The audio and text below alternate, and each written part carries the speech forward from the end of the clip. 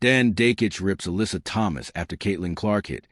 Says WNBA stars dodge blame again. The OutKick host says Thomas refusing to accept responsibility for the Fever incident fits a troubling pattern. Alyssa Thomas says WNBA players are being unfairly painted as villains after the latest controversy involving Caitlin Clark. Dan Dakich says Thomas's response is part of a larger pattern of WNBA players refusing to take responsibility for their own actions. The Mercury forward addressed reporters after the league suspended her one game for recklessly making contact with her fist to the throat area of Clark during Phoenix's June 24th win over the Indiana Fever. Thomas said some players, including herself, didn't even know the play had become a major controversy until after the game. And now we're being painted as thugs, Thomas said, adding that there are death threats out on us. Suspended Alyssa Thomas received support from teammate and coach after cheap shot on Caitlin Clark. Dakich isn't buying it. During Tuesday's episode of Don't At Me with Dan Dakich, the OutKick host reacted to Thomas's comments and said her response was predictable. Say you've gotten death threats, blame the fans. Dakich said, you've got to blame the fans because you can't take personal responsibility. But he wasn't done. Because for 30 years, angry lesbians, African-American lesbians in the WNBA, haven't had to take any personal responsibility, Dakich continued. Everybody else, Diana Taurasi, you see it with Paige Buchers and others, go along to get along. Well, you know what the only person not talking is? Caitlin Clark. Exactly. Dan Dakich blasts WNBA.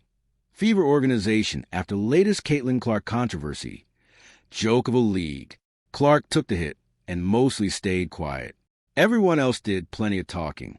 That's become a familiar pattern around the WNBA. Clark brings the attention, the crowds, and the money.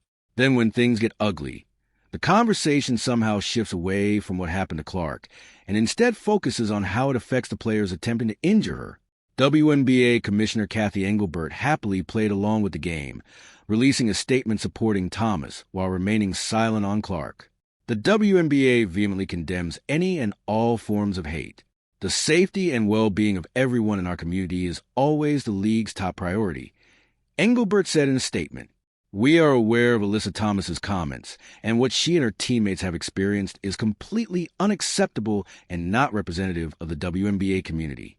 The league and our security team have been in contact with the Phoenix Mercury organization and remain committed to protecting all players." Of course, Thomas didn't think that was good enough. The league needs to put a stand on it, Thomas said. They came out with no hate speech. But what is that going to do?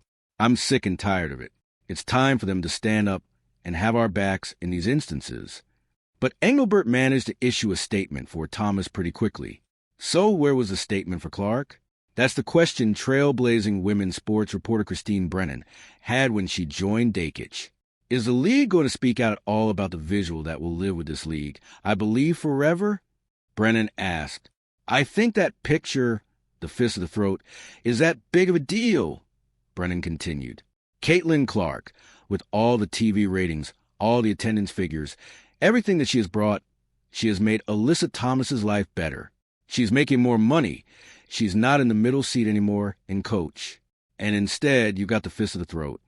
That's a pretty brutal but accurate summary of the WNBA's Caitlin Clark era so far. Clark made the WNBA bigger, richer, and more famous. Not just for herself. Either players, coaches, and owners all benefited.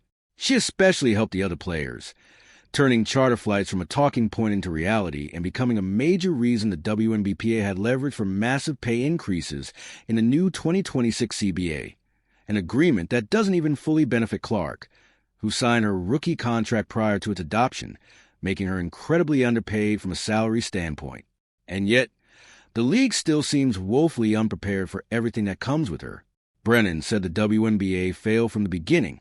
It's just a lack of anticipation of the moment when you can see it coming a mile away, Brennan said, pointing to the massive audience Clark brought to women's college basketball before she ever entered the WNBA. And then the WNBA was completely and utterly unprepared for the moment, Brennan said. That seems pretty obvious at this point. The WNBA wanted attention, money, TV viewers, and mainstream relevance. Clark delivered all of it. Now, The league has to figure out how to handle everything that comes with having a true superstar. Nearly 3 years in, it apparently still doesn't have the slightest clue